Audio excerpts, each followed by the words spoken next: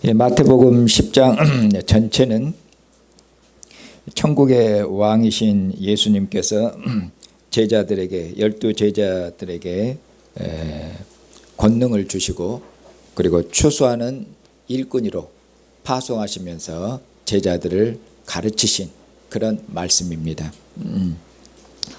오늘 설교 본문 말씀은 예수님께서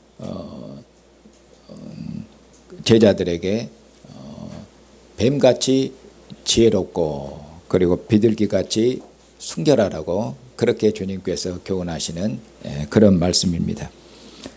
16절에 있는 말씀이 그 주제적인 그런 말씀이 되겠고, 그리고 제일 끝부분에 있는 말씀, 이 동네에서 너희를 박해하거든 저 동네로 피하라. 내가 진실로 너희에게 이르노니 이스라엘의 모든 동네를 다 다니지 못하여서 인자가 오리라 라는 이 말씀이 결론적인 그런 말씀이 되겠습니다.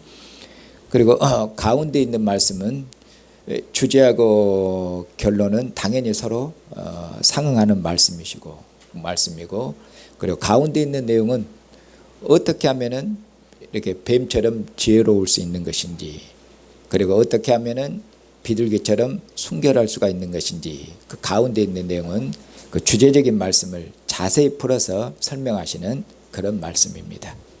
자, 그러면은 시작하시는 그런 말씀 보십시다.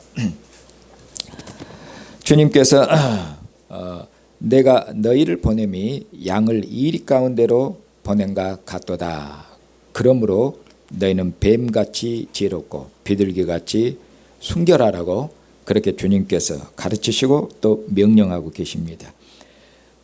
주님께서 제자들을 보내시는데 어디로 보내시냐면은, 여기 보면은 너희를 보내는 것이 마치 양을 이리 가운데로 보낸 것과 그렇게 같도다 이렇게 말씀하겠습니다. 그러면은 이리는 어떤 동물입니까? 이리는 양들을 잡아 먹는 동물이죠. 잡아 뜯고 양들을 잡아 먹는 동물이 이리입니다. 그러니까 주님께서 양들을 잡아먹는 이리 가운데로 양들을 보내기 때문에, 그러니까 지혜롭지 않으면 어떻다는 말씀입니까? 그러니 지혜로워라 이렇게 말씀하고 있죠. 지혜롭지 않으면 잡아 먹힌다는 말씀이죠. 그리고 지혜로울 뿐만 아니라 여기에 또 주님께서 덧붙인 말씀이 있는데 순결하라고 말씀하고 있습니다. 비둘기처럼 순결해라 이렇게 말씀하고 있죠. 왜냐하면은 양들이 이리 가운데로 보냄을 받았고, 그리고 양들이 살기 위해서 이제 뭐 하기 쉽겠습니까? 양들이 이리 가운데서 살아남기 위해서 양들이 이리들의 눈치를 보고, 그리고 이리와 타협하든지, 양들이 이리와 타협하든지, 이리들 앞에 무릎 꿇든지, 이리들에게 아첨하든지 아부하든지 이렇게 해서 살아남는 것이죠. 그러다가 양들이 뭘 잃어버립니까? 양들이 가지고 있는 정체성, 그 순결함, 그걸 잃어본다고 말입니다. 그 순결함을 잃지 말라 그런 말씀하고 있는 것이죠. 양들이 여기 보면은 양들이 이리 가운데로 가고 싶어서 갔습니까? 오늘 본문 말씀 보면은 양들이 이리 가운데로 가고 싶어서 갔습니까? 아니면은 보냄을 받아서 갔습니까? 양들이 이리 가운데로 가고 싶어서 간 것이 아니라 여기 보면은 보냄을 받았습니다. 누가 보냈습니까? 천국의 왕이신 주님이 그의 권세로, 그의 명령으로 제자들을 이리 가운데로 그처럼 보내신 겁니다. 그렇기 때문에 제자들은 어떤 의미로 그냥 가고 싶어서 그냥 단순히 간 게 아니라 왕의 명령을 따라서 이처럼 이리 가운데로 보냄을 받은 것입니다. 그런데 양들이 이리 가운데로 보냄을 받았는데, 그러면은 양들이 보냄을 받았을 때 무엇을 위해서 보냄을 받았겠습니까? 주님께서 양들을 보내실 때는, 양과 같은 제자들을 보낼 때는 사명을 주어서 보낸 것입니다. 사명을 주어서 보낸 것입니다. 그러면은 제자들이 이 사명을 어떻게 해야 되겠습니까? 이리들 가운데서 양들을 보내신 주님의 뜻을, 주님께서 맡기신 사명을, 그 일을 충성스럽게 감당해야 되겠죠. 만약에 이 양들이 이리가 두려워한다든지 이리가 무섭다든지 그렇게 해서는 양들을 보낸 주님의 뜻을 감당할 수가 없게 되는 것이고, 그렇게 해서는 그들이 충성하지도 못하는 것이고, 그리고 주님을 바르게 증언할 수도 없는 것이고, 그렇게 하면 지혜도 없는 것이고 순결함도 있는 것이고 다 있는 것이죠. 그것을 주님께서 지금 주제적으로 말씀하고 계신 것입니다. 그런데 여기 보시면은 이제 지혜로운데 뱀같이 지혜롭고 순결한데 비둘기같이 순결해라, 이렇게 말씀하겠습니다. 그러면은 여기 보니까 뱀과 비둘기를 예로 들어서 제자들을 교훈하고 있습니다. 뱀은 창세기에 보시면은 하나님께서 지으신 들짐승 중에서 가장 지혜로운 짐승이 뱀입니다.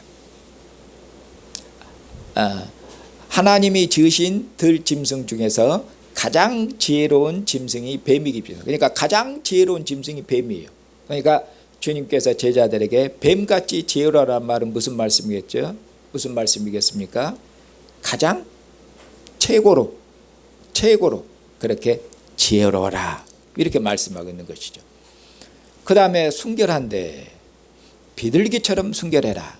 그러면은 비둘기는 순결하다는 것은 여기서 말하면 정결하다는 것입니다. 비둘기는 하나님 앞에 제물로 드려지는, 하나님 앞에 부정한 제물은 하나님에 못 드리죠. 비둘기는 하나님께 제물로 드려지는 정결한 새입니다. 정결한, 하나님께 드려지는 깨끗한 그런 새예요. 그런 의미로 비둘기처럼 순결하란 말은 비둘기처럼 그처럼 정결하라, 비둘기처럼 깨끗하라, 그런 말씀입니다. 어느 가운데서 핍박과 박해를 가운데서 너희들의 정체성을, 너희들의 그 순결함을, 정결함을 그처럼 잃지 말라고 그렇게 주님께서 명령하시고 교훈하시는 것입니다. 자, 그러면은 이제 17절 이하에서부터는 그러면은 어떻게 뱀같이 지혜로울 수가 있는 것인가, 또 어떻게 하면은 비둘기처럼 순결할 수가 있는 것인가, 그것을 이제 17절 이하에서부터는 이제 자세히 그것처럼 풀어서 주님께서 설명하십니다. 자, 17절을 보시면은 사람들을 삼가라는 것은 조심하라, 그런 얘기입니다. 사람들을 조심해라, 이것이 뭐겠습니까? 사람들을 조심하는 것이, 이것이 곧 지혜다, 그런 말씀입니다. 사람들을 조심해야 된다, 그 말. 그럼 왜 사람들을 조심하는 것이 그것이 곧 지혜인가? 뒤에서 그 이유를 말씀합니다. 왜냐하면은 바로 이 사람들이, 여기서 그들은 사람들, 바로 그들이 너희를 어쩝니까? 공회에 넘겨줄 것이에요. 여기서 공회에 넘겨준단 말은, 공회는 이스라엘의 최고 재판기관입니다. 70명으로 구성된 이스라엘의 최고 재판기관이에요. 그러니까 사람들이 너희를 고소하고 고발해갖고 어디다가 세우겠다 그 말입니까? 어디로 데려가겠다 그 말입니까? 공회, 너희들을 재판정에 세울 것이에요.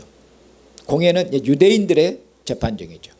너희들을 그처럼 공회에 그처럼 세울 것이고, 그리고 그들의 회당에서 너희들을 채찍질하라. 그리고 그들의 회당에서 너희를 채찍질은 그들에게 벌을 주고 매를 때리는 그런 일이죠. 그렇게 할 것이에요. 누가? 사람들이.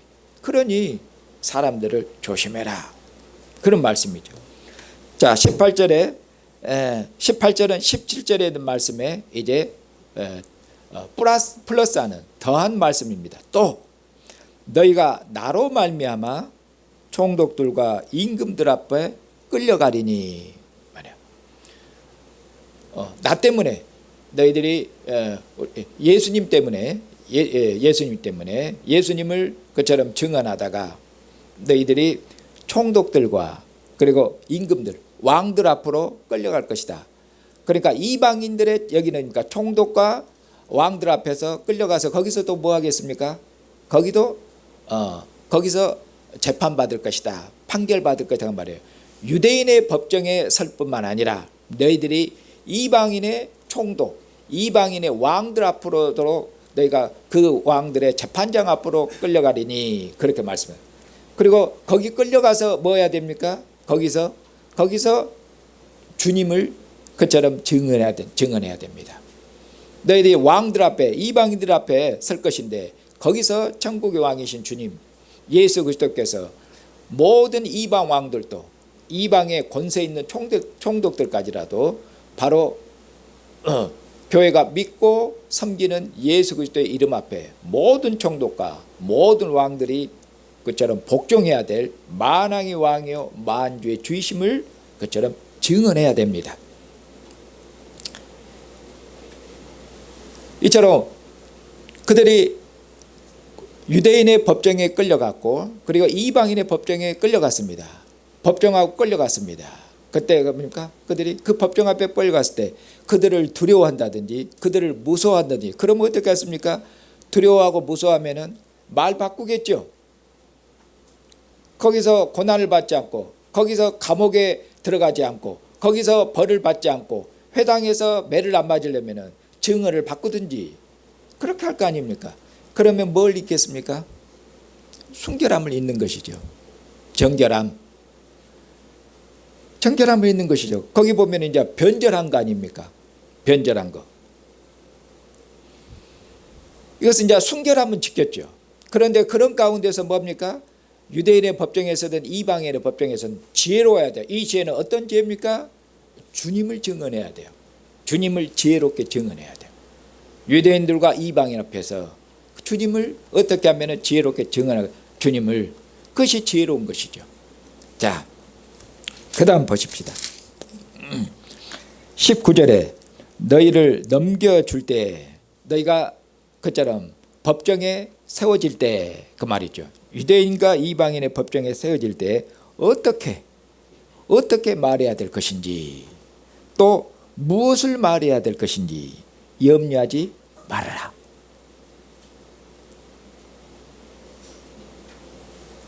재판정 앞에 서게 되는데 그 재판정에서 어떻게 말을 해야 될 것인지 또 무엇을 말해야 될 것인지 그런 일에 대해서 염려하지 말아라. 그렇게 주님이 말씀하고 있죠. 왜 염려하지 말라고 말씀합니까? 너희들이 그 재판정에 섰을 때 하나님께서 너희에게 무엇을 말해야 될지 할 말을 주시겠다고 주님이 말씀하십니다. 그때 너희들이 재판정에 섰을 때 너희에게 할 말을 주실 것이다. 누가? 하나님 아버지께서 그들에게 그처럼 할 말을 주실 것이에요. 20절에 보면은 말하는 이는 너희 속에서 말하는 이는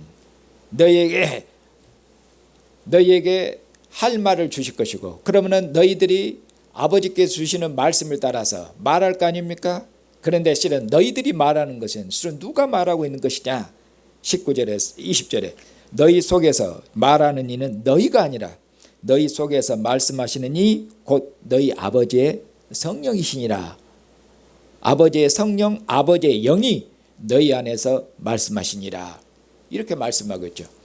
아버지의 성령은 아버지의 영이신데 아버지는 예수 그리스도의 아버지, 예수 그리스도의 아버지의 영이신데 근데 아버지의 영이신 성령은 예수 그리스도를 그처럼 증언하는 영이십니다. 아버지의 성령은 예수 그리스도를 증언해서 예수 그리스도를 높이는 예수 그리스도를 증언해서 예수 그리스도를 높이고 예수 그리스도를 영광스럽게 하시는 그런 영이십니다. 그러니까 너희 안에서 성령이 증언하시는데 제자들은 재판정 앞에 섰을 때 두려워해서는 안 됩니다. 염려해서는 안 됩니다. 무엇을 말해야 될 것인지, 어떻게 말해야 될 것인지, 그렇게 해서 어떻게 벌을 받지 않고 감옥에 가지 않고 빠져나갈 것인지, 그런 걸 생각하지 말고 재판정에 섰을 때 너희 속에서 말씀하시는 영, 아버지의 영을 따라서 너희들이 함께 성령을 따라서 말해야 된다 그 말이죠. 어떻게? 그리스도를 증언해야 된다. 그리스도를 높여야 된다. 그리스도를 영광스럽게 해야 된다. 이 말씀입니다. 왜냐하면 아버지의 영은 그리스도를 증언하는 영이기 때문에 너희 안에서 말씀하신 성령을 따라서 그리스도를 증언하라고. 유대인들에게는 그리스도께서 예수께서 메시아이신 것을, 이방인들에게는 그리스도께서 곧 만왕의 왕이요 만주의 주시니 모든 세상의 권세 있는 자들도 예수 그리스도 앞에 복종하라고, 그것이 증언해야 될 그런 내용이죠. 그렇게 말씀하고 있습니다. 그리고 나서 21절 이하에서는 다시 이제 제자들이 또 장차 교회가 받을 핍박에 대해서, 박해에 대해서 그처럼 말씀하겠습니다. 장차 미래죠. 장차 형제가 형제를, 아버지가 자식을 죽는 데 내주며 자식들이 부모를 대적하여 죽게 하리라. 여기 보니까 가족으로부터 핍박을 받게 될 것이에요. 그렇게 말씀하겠죠. 그러면 가족으로부터 왜 핍박을 받습니까? 여기 일단 가족은 먼저 유대인들에게 적용하면은, 유대인들의 삶이라는 건 무엇입니까? 유대인들의 최고의 가치는 무엇입니까? 그들의 삶, 유대인이라는 사회 자체를, 개인과 사회와 그 이스라엘이라는 나라 자체를 지배하는 그런 그들의 삶의 원리, 그들의 최고의 가치는 무엇입니까? 율법 아닙니까? 율법. 그런데 예수님께서는 그런 주님의 제자들은 예수님을 믿고 나면은 그처럼 유대인들의 최고의 가치를 들고 사는 그런 옛시대의 율법을 따라 산 것이 아니라 예수님이 율법을 완성하신 천국의 율법을 따라 삽니다. 천국의 율법은 옛시대의 율법과는 완전히 다른 것입니다. 율법을 완성한 것인데 옛시대의 율법과는 전혀 다른 것이에요. 완성한 것인데, 그렇기 때문에 옛시대의 그들의 삶의 원리, 그리고 그들이 모든 가치를 둔 율법을 따라 사는 유대인들, 그런데 율법이 아니라 예수님의 천국의 율법을 따라 사는 그리스도인들, 이렇게 해서 가치관이 충돌합니다. 삶의 방식이 충돌합니다. 여기에서 그냥 그들의 가치를 갖다가 말로만 가치를 두고 그들의 말하는 가치가 이론뿐이면 무슨 의미가 있겠어요? 그러나 그들이 그 가치를 둔 것이 그들의 삶과 그들의 생명과 그들이 소중히 여기고 생명처럼 여긴 것이면 양쪽은 충돌하도록 되어 있는 것입니다. 옛 가치관과 새로운 가치관이 그렇게 충돌되는 것이죠. 서로 옳다고 하는 것이죠. 서로.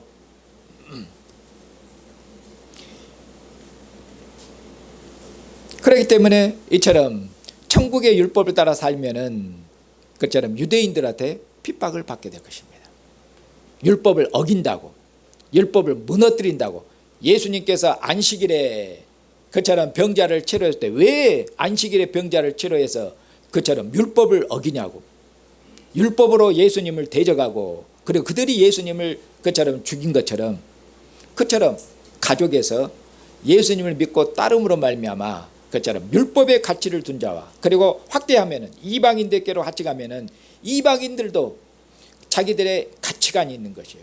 소위 자기들의 인생관이 있고 자기들의 세계관이 있고 자기들의 삶의 목표가, 자기들이 사는데 무엇의 목표를 두고 사는지 공동체의 가치도 있고 공동체의 이념도 있고 그런 것이에요. 그러나 그처럼 주님의 교훈, 주님의 가르침은 그처럼 이방인의 가르침, 이방인의 교훈, 이방인의 가치관, 이방인의 그런 가치관들은 그것은 죄의 권세 아래에 있는, 어둠의 권세 아래에 있는, 죽음의 권세 아래에 있는 것이어서 그처럼 교회의 가치관은, 주님의 가치관은, 주님이 가르치신 가치관은 그처럼 이방인의 가치관과는 전혀 다른 것입니다. 빛과 어둠처럼 전혀 다른 것이에요. 그렇기 때문에 충돌하는 것이에요. 부딪히는 것입니다. 그렇기 때문에 핍박을 받을 것이에요. 그렇기 때문에 여기 보면은 가족으로부터 핍박을 받으니까 가족은 어떻게 보면 끊을래야 끊을 수 없는 그 연합이, 가장 강력한 연합이 가족의 연합이에요. 그런데 복음 때문에 가족이 깨질 것이에요. 그렇게 말씀하고죠. 가족으로부터 핍박을 받게 될 것이에요. 그리고 나아가서 거기 보면 확대해서 주님께서 모든 사람으로부터 핍박을 받게 될 것이다. 핍박을 확대하고 있습니다. 그것이 22절에 또 가족의 핍박에다가 플러스해서 또 너희가 내 이름으로 말미암아 모든 사람에게 미움을 받을 것이다. 미움을 받는 것, 핍박을 받을 것이다. 그런데 모든 사람의 미움을 받는데 무엇 때문에 미움을 받고 핍박을 받습니까? 내 이름으로만, 나 때문에 그 말이죠. 예수님 때문에, 예수님의 교훈을 따라 살기 때문에, 예수님 때문에 그처럼 모든 사람에게, 이 세상에게 그처럼 미움을 받게 될 것이다. 그러면은 모든 사람으로부터, 가족으로부터 핍박을 받고 또 나아가서 온 세상으로부터, 이 사회로부터, 온 세상으로부터 핍박을 받아요. 박해를 받아요. 그러니 어쩌겠습니까? 박해를 받고 핍박을 받으니까 이 핍박을, 박해를 면하고 싶겠죠. 고난을 벗어나고 싶지 않겠습니까? 이 고난과 박해와 핍박을 면하기 위해서 그러면 어떻게 되겠습니까? 세상과 타협하겠죠. 세상과 친구가 되겠죠. 그러기 쉽다는 것입니다. 그러니까 주님께서 박해를 받고 핍박을 받을지라도 너희는 어떻게 해야 된다? 너희는 순결해야 된다. 너희는 정결해야 된다. 너희는 깨끗해야 된다.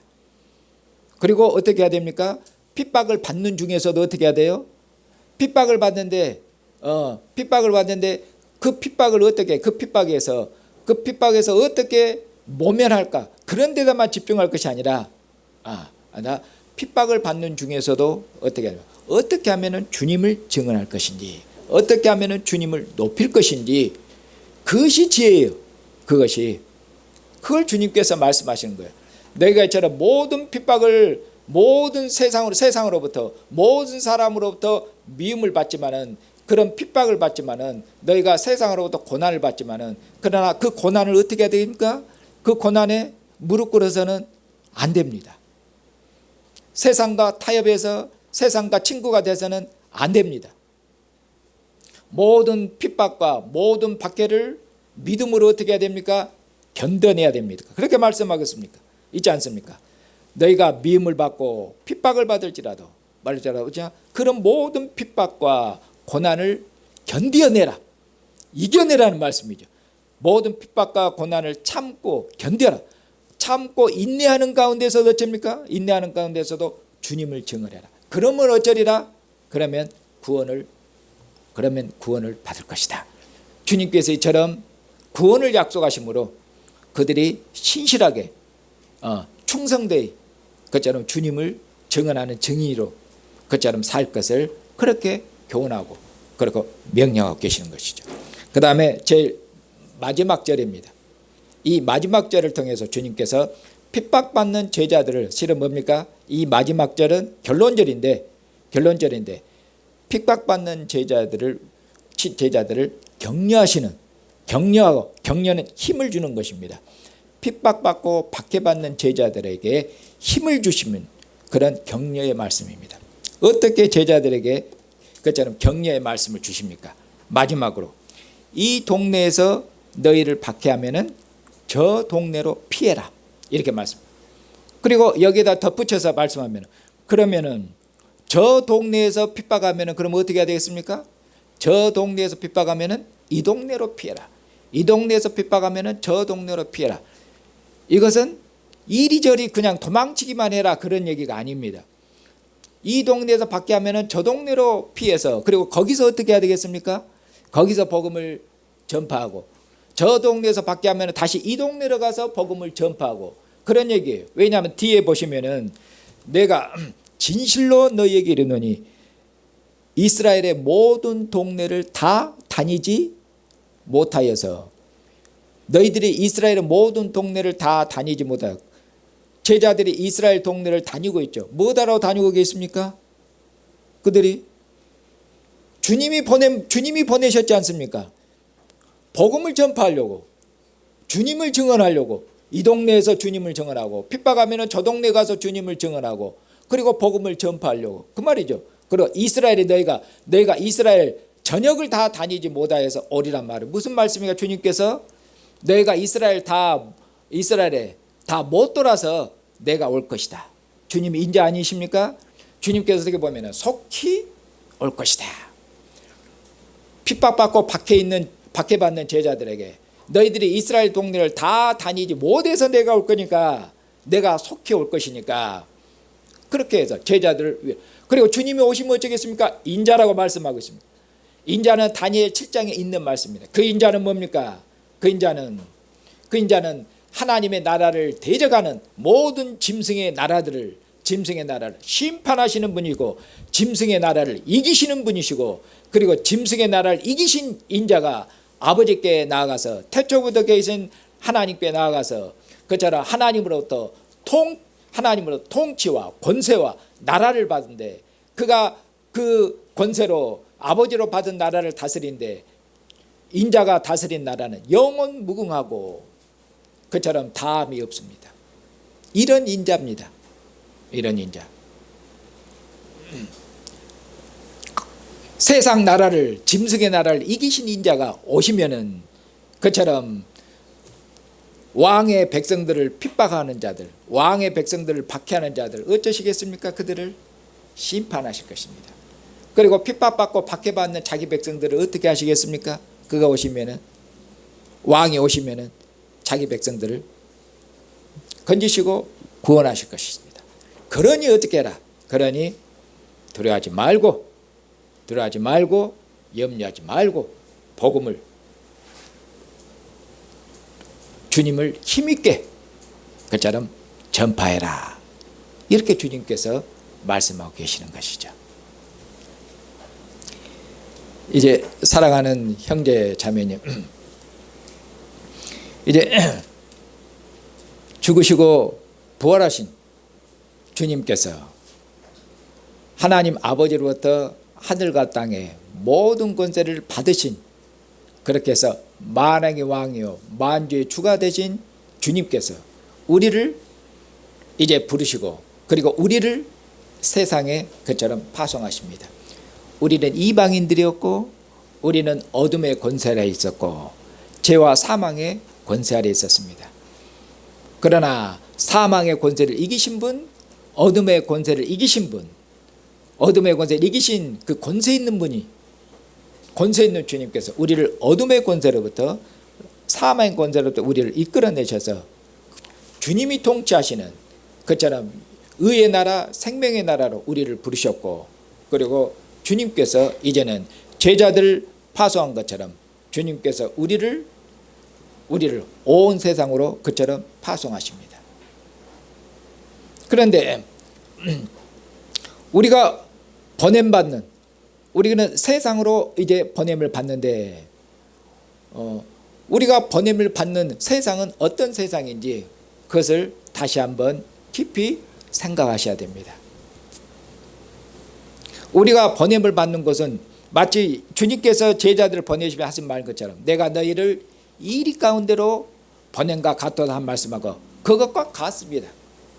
어떤 의미로 같냐면은, 이 세상은, 우리가 번냄을 받는 이 세상은 실은 우리 왕 예수 그리스도를 거절한 세상이고, 우리 왕 예수 그리스도를 유대인과 이방인이 연합해서 예수 그리스도를 십자가에 못 박아 죽인 세상입니다. 우리는 예수 그리스도를 십자가에 못 박아 죽인 세상, 이 세상으로 우리는 번냄을 받습니다. 그렇기 때문에 어쩝니까? 우리도 우리 왕을 거절했으니, 왕을 거절하고 죽였으니, 그처럼 왕을 따르는 그의 백성들, 왕을 따르는 그의 백성들도 세상에서 당연히 핍박을 받고 거절당한 그런 운명입니다. 그것이 정상입니다. 그것이. 그런데 교회가 이처럼 세상으로 파송받았는데 교회가 세상에서 거절당하지 않고 교회가 세상에서 핍박을 받지 않고 교회가 세상에서 박해를 당하지 않으면 그건 이상한 것입니다. 왜냐하면 세상은 어둠 가운데 있고 교회는 빛 가운데 있습니다. 빛과 어둠이 함께 할 수 없습니다. 빛과 어둠은 전쟁입니다. 교회는 어둠 가운데로 있는 세상에 보냄을 받았습니다. 그런데 왜 교회가 또 나아가서 우리가 이처럼 세상으로부터 핍박이나 박해를 받지 않는가?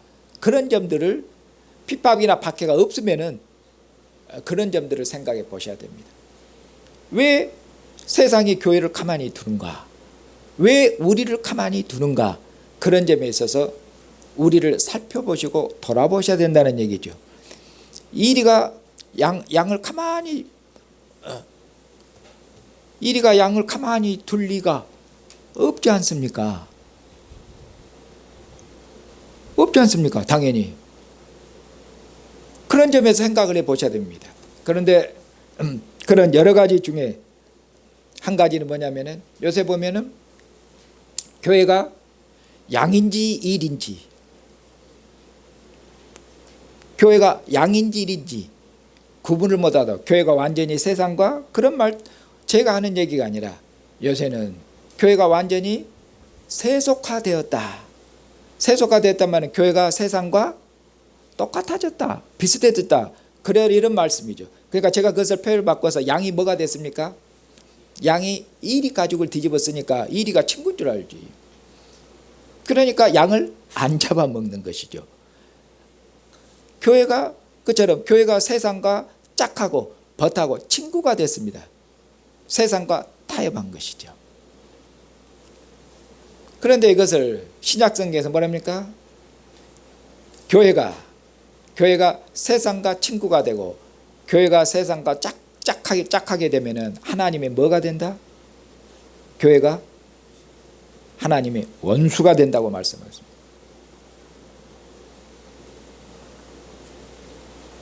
교회가 세상과 친구가 되면 세상은 하나님과 원수예요.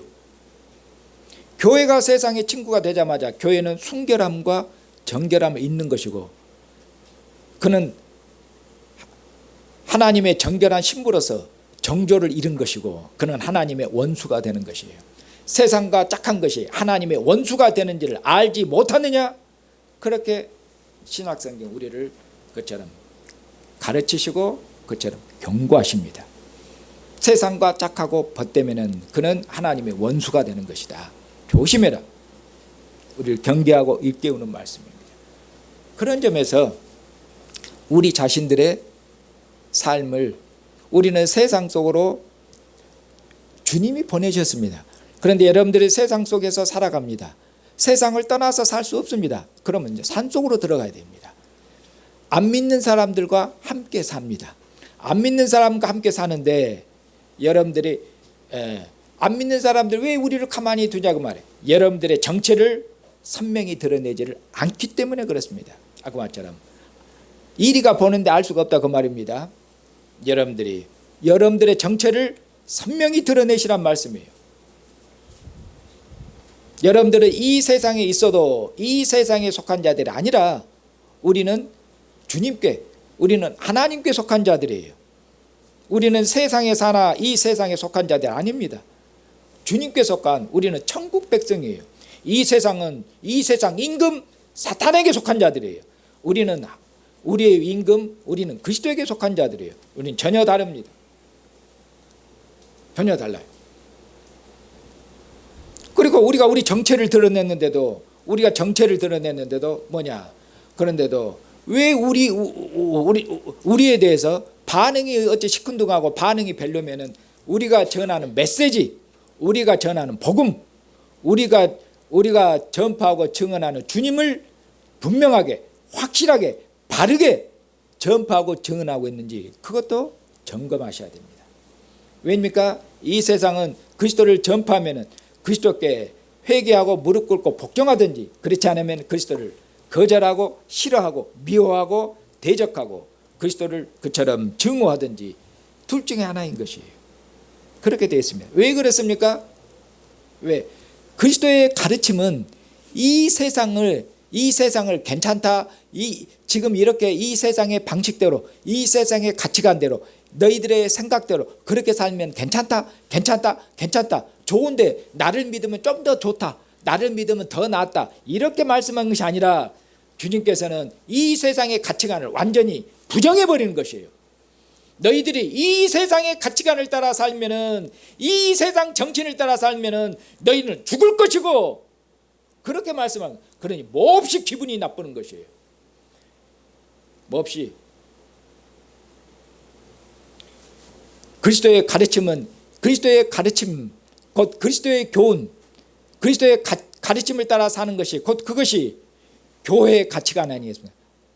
교회의 가치관과 세상의 가치관은 정면으로 충돌되는 것이야. 이 세상은 먹고 마시는 것이 생명이고, 이 세상은 먹고 마신 배가 그들의 신이에요. 그렇지 않습니까? 그들은 눈에 보이는 질서가 전부예요. 썩는 질서, 죽음의 질서. 죽음을 이긴 그처럼, 죽음을 이긴 영원한 생명이 나타났으며, 그처럼 그리스도를 믿으면은 이처럼 썩지 않고 새하지 않는 영원한 생명을 얻는다는 이 말씀을 그들은 그처럼 거절하면은, 받아들이지 않으면은, 그들은 눈에 보이는 세상이 전부 있기 때문에 먹고 마심을 추구하고 은과 금을 추구하고, 그리고는 창고를 크게 짓고 내 영혼아 평안하라. 그들은 먹고 마심을 추구하도록 되어 있는 것이에요. 그러나 주님께서는 먹고 마심을 추구하면은 그것은 썩어질 것을 거두는 것이며, 먹고 마심을 추구하는 것은 이 땅에 소망을 두고 이 땅에 그처럼 보물을 쌓는 것은 썩어질 것 쌓는 것이며, 그렇게 살다가는 그들의 운명이